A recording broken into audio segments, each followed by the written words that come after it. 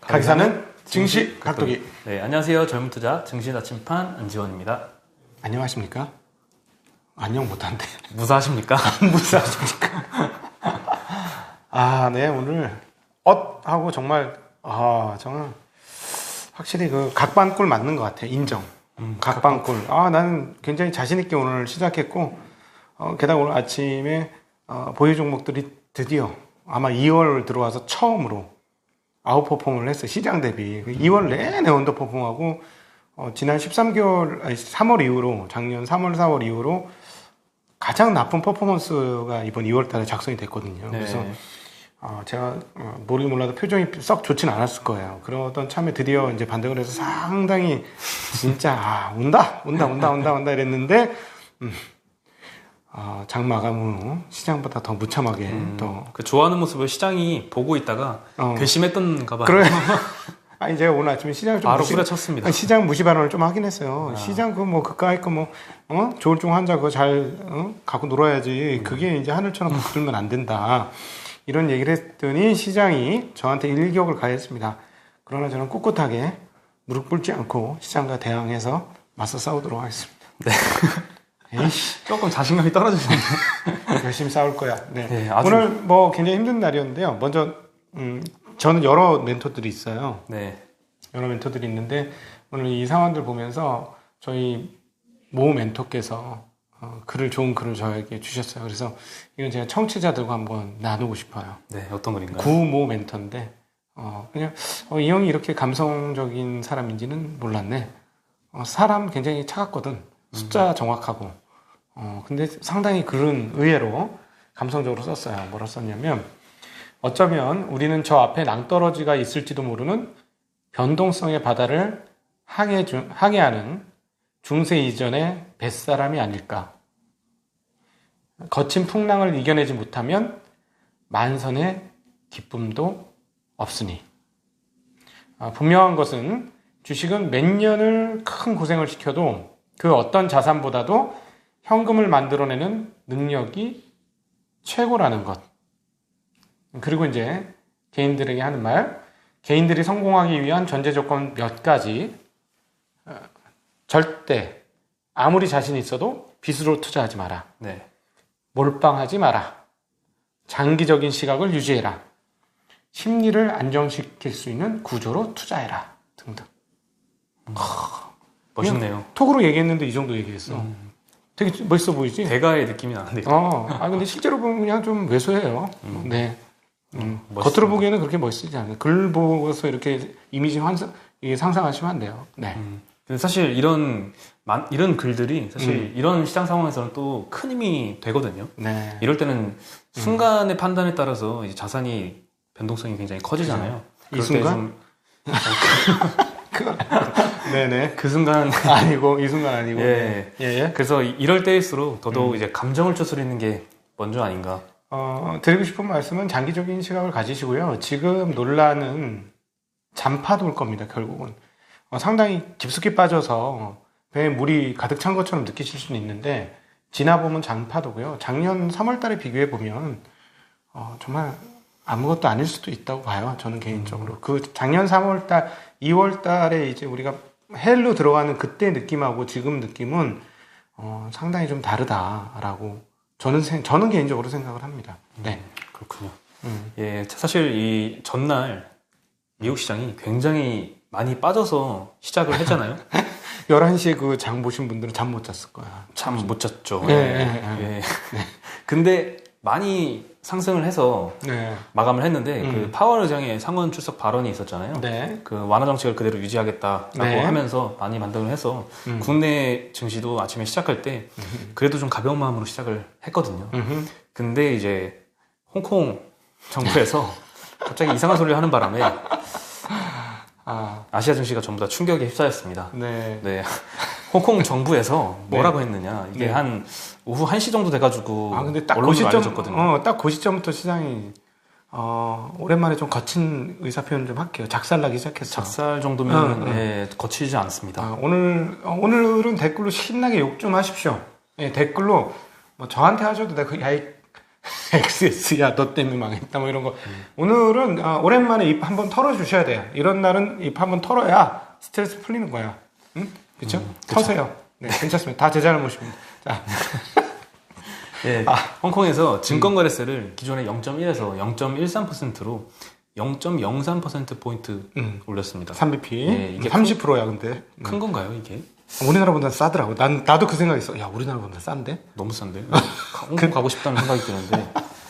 홍콩 언론이 이것뿐만 아니라 재정 지출을 이제 축소할 계획이라고까지 이제 언론에서 보도가 나왔고요. 네. 전일 옐런도 비슷한 얘기를 했었습니다. 네. 자본이득세 인상을 검토를 한다는 그런 얘기를 했고, 이번에 홍콩에서도 이렇게 제기가 되니까 유동성이 축소되는 게 아닌가. 그렇지. 네, 이런 우려가 좀 시장에 많이 작용을 한 것 같습니다. 그러니까 맞은데 또 맞은 느낌? 한두 번 맞아서 옛날에 아픈 기억이 있었던데 그 자리를 그대로 살짝 스쳤더니 이런 느낌? 그런 그쵸. 거예요. 네, 이거에 대해서 이제 여러 시장 전문가들이 이제 분석하는 얘기들이 있거든요. 네. 그 중에서 하나가 미국 10년물 금리가 지금 많이 올라왔잖아요.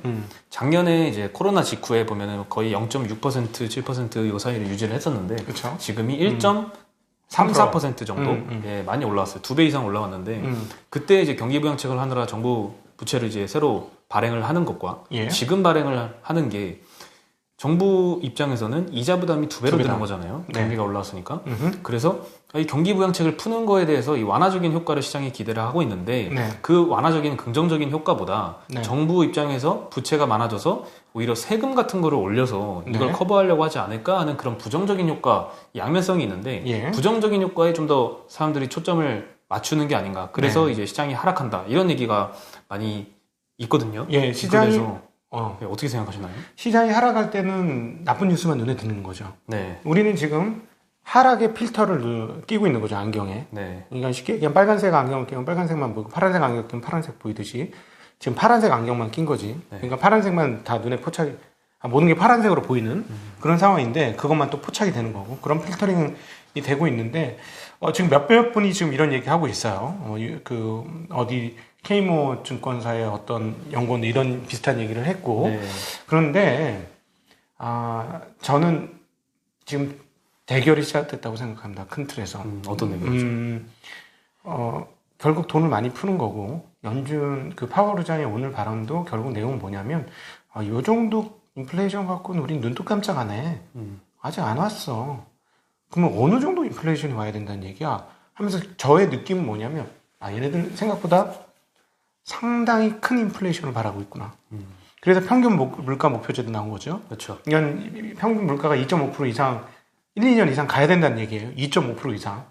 그러면 그때에 대해서는 금리 인상을 검토해 보겠다는 거야. 평균이 2% 되고 나서. 네. 그런 거니까 이건 무슨 말이냐면 우리는 인플레이션이 오기를 바란다라는 측면이고 이거를 이 지금 부채의 이자와 연관해서 생각을 해 보면 이 인플레이션은 부채를 녹이는 인플레이션이죠. 돈 가치가 떨어지잖아요, 인플레이션. 네. 예를 들어 인플레이션이 5년간 2배로 가면 돈 가치는 반으로 떨어져요. 부채는 안 녹나요?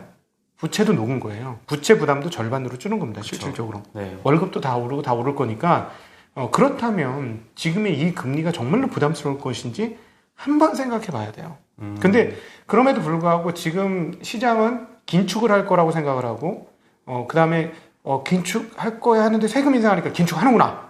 해. 맞아, 하는 거야.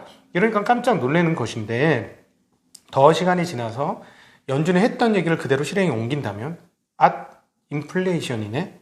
진짜네? 80년대 봤던 그 인플레이션이네? 라고 생각이 되면 어떻게 될까요? 그럼 인플레이션 기대 심리가 훅 올라가면서 돈의 회전 속도가 상당히 빨라질 가능성이 있습니다. 저는 조금 심하게, 오늘 많이 빠졌기 때문에 조금 심하게 말씀드리면 지금의 연준은 돈의 회전 속도 올라가는 걸 지켜보겠다라는 그런 의도 아닌가. 돈을 녹여버릴 거야. 너희들 봐봐. 우린 돈 녹일 테니까. 부채도 녹이고 다 녹여버릴 거야. 하는 의도가 있지 않을까. 그래서 오히려 지금 요 싸움이 공방이 벌어지는 자리예요. 네. 금리가 올랐으니까 이 공방이 벌어지는데 심리가 여기 있을 땐 빠지고 여기로 가면 올라가는데 연준이 원하는 인플레이션 기대 심리까지 부각이 돼서 올라온다면 이번에 이렇게 되면 어떻게 될까?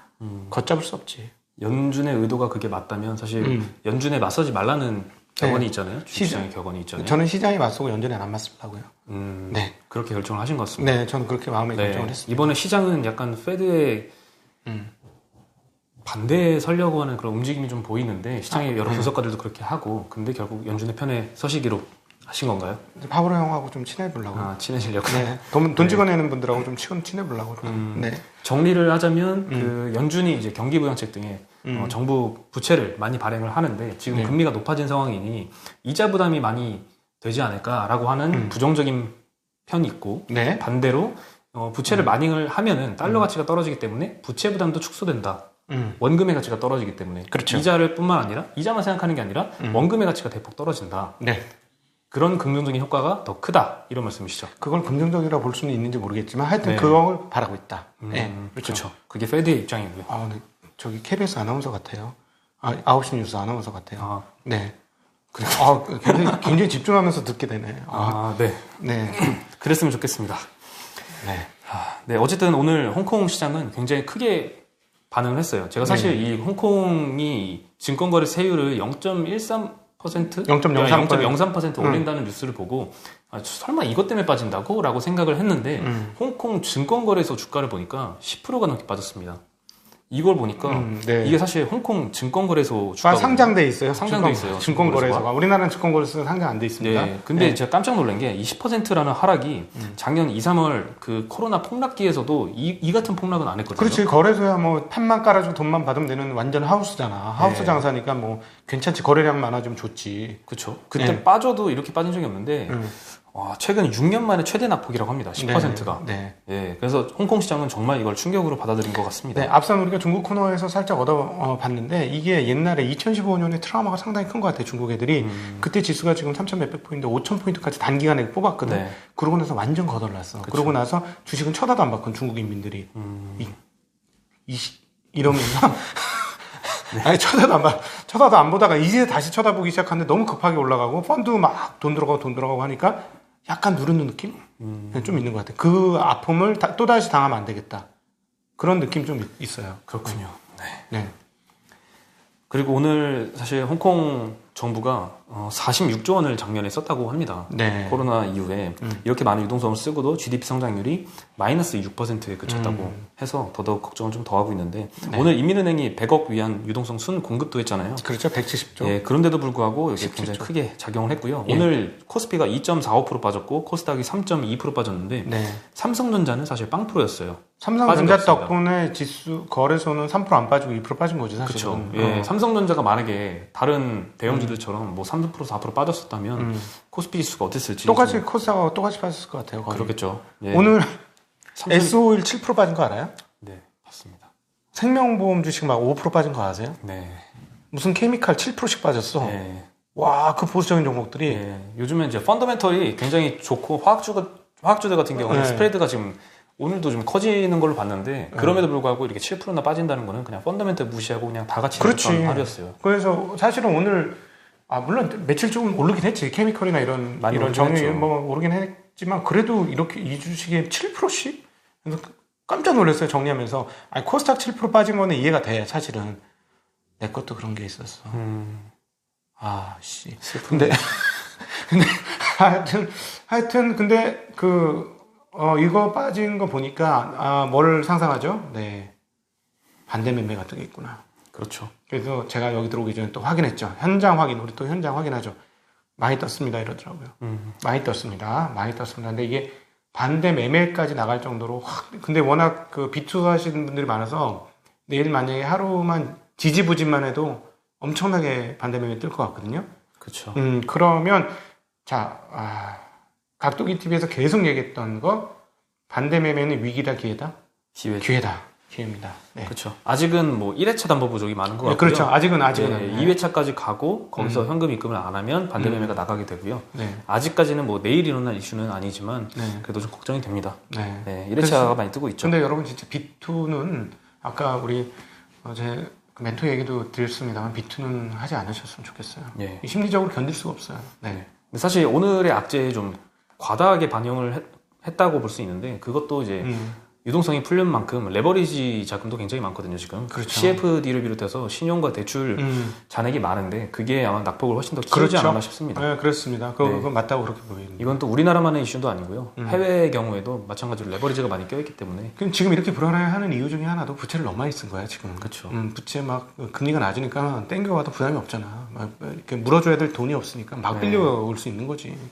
땡길 수 있을 만큼 땡겨와. 뭐 이렇게 되니까 금리 오른다니까 휘청휘청 하는 겁니다. 네. 그만큼 긍정적인 뉴스에도 좀 크게 반응을 하고 이런 부정적인 뉴스가 자그만 게 나와도 좀 크게 시장이 반응을 할 그리고 게다가 이제 그 공격적인 주식들이 지금 휘청휘청 하잖아요. 공격적인 자산들, 즉 비트 자산 이런 것들이 이제 하루에 막 10몇 %씩 빠니까 심리가 이미 상당히 멍들어 있었어. 투기적 심리들이 멍들어 있었던 참에 뭐 작은 거 하나 뭐 작은 건지 큰 건지 모르겠지만 터지니까 세금 인상 터지니까 모든 게 더 나쁘게 보이는 그런 상황이었다고 봐야 될 것 같아요.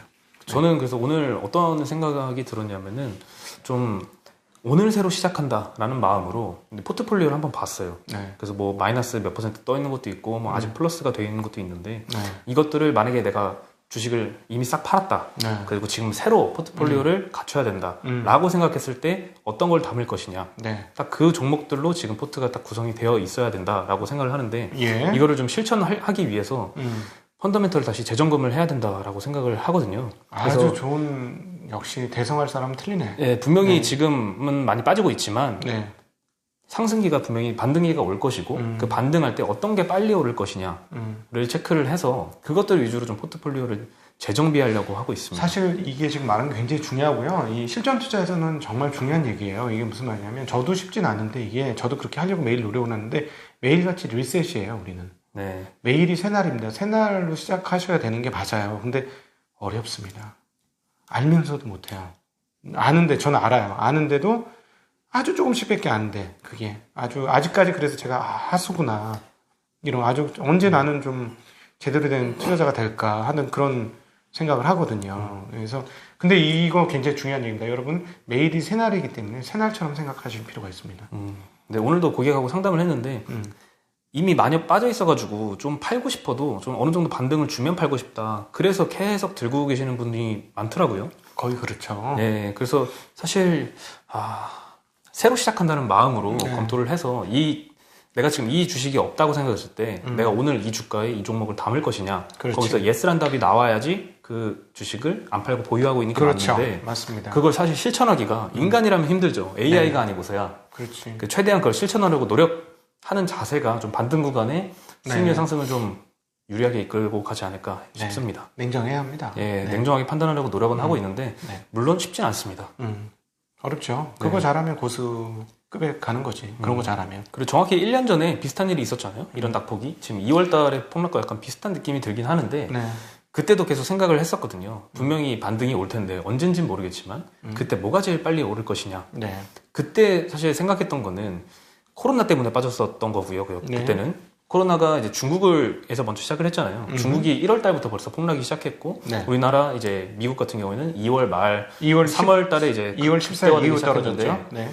그러면 반등할 때도 중국이 더 빨리 반등할 것이다. 이런 생각이 사실 들었어요. 그래서 중국 관련된 주로 포트폴리오를 재정비했었던 기억이 나고 또 실제로 중국이 제일 많이 먼저 반등을 했거든요. 네. 그래서 지금 다시 생각을 해봤을 때 뭐가 더 빨리 오를 것인가에 대한 지금 고민을 지금 저는 하고 있습니다. 내일은 그럼 그 고민한 결과치를 좀 알려주시죠. 네, 그래 보겠습니다. 네.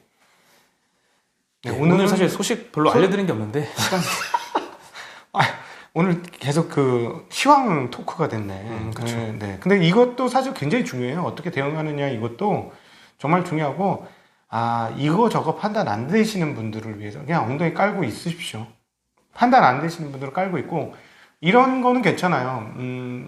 이거 내가 좀 잘못한 것 같아. 손절. 오케이, 좋아. 근데 만약에 장이 올라. 그러면, 손절하고 잘못했네? 다시 매수. 이게 이렇게 훌딱훌딱 이 심리적인 전환이 빠른 거는 굉장히 중요하고 좋아요. 근데 그 전환이 안 되시는 분이 있잖아요. 아까, 좀 반등 한번 팔고 싶어. 이렇게 해서 이건 전환이 안 되는 거잖아요. 그런 분들은 그냥 엉덩이 깔고 앉아 있는 게 더 나을 수도 있어요. 네. 그리고 요즘에 고객분들도 1월 달에 굉장히 많이 찾아오셨잖아요. 네. 주가 지수 막 3,200포인트 갈 때. 네. 근데 요즘에는 또 떨어지기 시작하니까 상담을 하다가도 다음 주에 가입하는 게 낫지 않을까요? 그 다음 주에 사는 게 낫지 않을까요? 이런 말씀을 좀 하시더라고요. 네네. 네, 그래서 저는 뭐 말씀드리기는 사실 이 타이밍을 적절하게 잡을 수는 없다라고 하는데 그런 고객들이 요즘 많지 않나요? 아, 네. 근데 오늘도 한 분하고는 통화했는데 정말 감사하게 우리 각도기 TV 보셨던 분들은 추가 입금해야 하는 거 아닌가요? 라는 말씀을 해주시더라고요. 그래서 네, 맞습니다. 정확히 언제 받아야 될지는 모르겠지만 차라리 그게 맞습니다. 지금 손실이 좀 나 있지만 그렇습니다. 라고 말씀드렸어요. 그리고 앞서도 말씀드렸지만 이거 장기 시계열로 가는 겁니다. 장기 시계열로 가서 단기로 보지 마시고 지금 이 세상이 무너질 일이 이게 블랙스완이야? 세금 인상이? 아닐 것 같은데. 중국이 긴축을 강하게 하면 그건 블랙스완 될 수 있을 것 같은데요. 그런 정도는 아닌 것 같으니까 오히려 이번을 좋은 기회로 삼는 것이 맞지 않을까 하는 생각을 저는 개인적으로는 해보고 있습니다. 네, 사실 이런 폭락이나 이런 하락기를 쏙쏙 피해가고 상승만 쏙쏙 먹고 이런 사람들은 거의 없거든요. 사실 하락은 피하고 상승은 따라잡고 그걸 다 맞춘 사람은 없죠. 실제로 거의 없습니다. 제 주변에 거의 없어요. 네. 네, 거의 없습니다. 근데 결국은 뭐냐면 우직하게 가는 게 돈을 버는 방법, 투자시장에서 돈을 버는 중요한 방법 아닌가 저는 개인적으로 생각합니다. 어떻게 대응을 해야지 뭐 손해를 최대한 줄이고 낙폭기에는 좀 하락을 좀 줄이고 그리고 뭐 상승기에 어떤 게 좀 반등이 빨리 올까를 머리를 싹싹 굴려가지고 빨리 대처하는 게 네. 최선일 것 같습니다. 투자자에게. 네네. 네, 하락기를 완전히 피해갈 수 있는 방법은 없습니다. 예, 그리고 뭐 기업에 대해서 한 번 더 전화를 해보시고 한 번 더 파악을 해보시고 이런 것이 더 낫지 않을까. 심지어 그 패닉에 빠지기보다는 근본을 다시 한 번 더 해보는 거죠. 그래서 이럴 때 내가 좋은 기업을 가지고 있으면 마음 편해요. 다시 네. 확인해봐도 좋은 기업이야. 자, 그러면 그냥 간다. 이렇게 하시는 게 좀 필요하지 않을까 싶습니다. 네. 네. 그러면 아주 오늘 긴 시간 말씀을 나눴는데요. 오늘 뭐 드려야 될 얘기는 하나도 못했네. 네, 그렇죠. 사실 근데 오늘 뭐 SDI가 뭐 증설하고 뭐 어디 도이치방크에서 뭐 항공주 매스코를 때렸고 이런 게 사실 뭐가 중요하겠습니까? 근데 오늘 같은 날은 이런 얘기하면서 네, 마인드셋 다시 한번 하는 게 중요하겠죠. 이렇게 방송한 게 처음인 것 같아. 시황 토크만 한 거는. 네. 네, 그러나 여러분 힘내시길 빌고요. 감히 말씀드리면 용기를 좀 가지시고 시장 대응하시면 좋을 것 같습니다. 그리고 인플레이션의 파도가 곧 올 겁니다. 네, 저는 그렇게 생각합니다. 네. 사실 오늘 뭐 호재가 나왔던 회사라고 주가가 오른 것도 아니고요. 뭐 악재가 나왔다고 뭐 더 많이 빠진 것도 아니고 다 똑같이 빠졌기 때문에 개별적인 뭐 뉴스보다는 이런 시황에 대해서 전반적인 말씀을 한번 나눠봤습니다. 네. 네. 그러면 오늘 마음 잘 가다듬으시고 즐거운 저녁 시간 보내시고요. 저희는 여기서 인사드리겠습니다. 안녕.